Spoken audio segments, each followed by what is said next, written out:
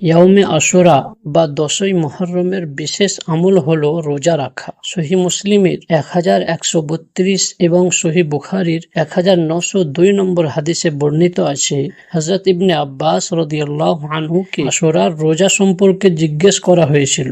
উত্তরে তিনি বলেছিলেন, রাসূলুল্লাহ সাল্লাল্লাহু আলাইহি ওয়াসাল্লাম রমজান মাস এবং আশুরার দিনের রোজার চেয়ে বেশি ফজিলতের আশায় কোনো রোজা রেখেছেন বলে আমার জানা নেই। এই হাদিস দ্বারা জানা গেল যে রমজান মাস এবং আশুরার দিনের রোজার ফজিলত সবচেয়ে বেশি। আশুরার দিনের রোজার সওয়াব সম্পর্কে সহিহ মুসলিমের 1162 নম্বরের একটি দীর্ঘ হাদিসে হযরত আবু কাতাদা রাদিয়াল্লাহু আনহু বলেছেন, ওয়াসুইলা আন সাওমি ইয়াউমি আশুরা ফাকালা ইউকাফিরুস সানাতাল মাযিয়া। অর্থাৎ রাসূলুল্লাহ সাল্লাল্লাহু আলাইহি ওয়াসাল্লামকে আশুরার রোজা সম্পর্কে জিজ্ঞেস করা হলে তিনি বলেছিলেন, আশুরার রোজার বিনিময়ে বিগত এক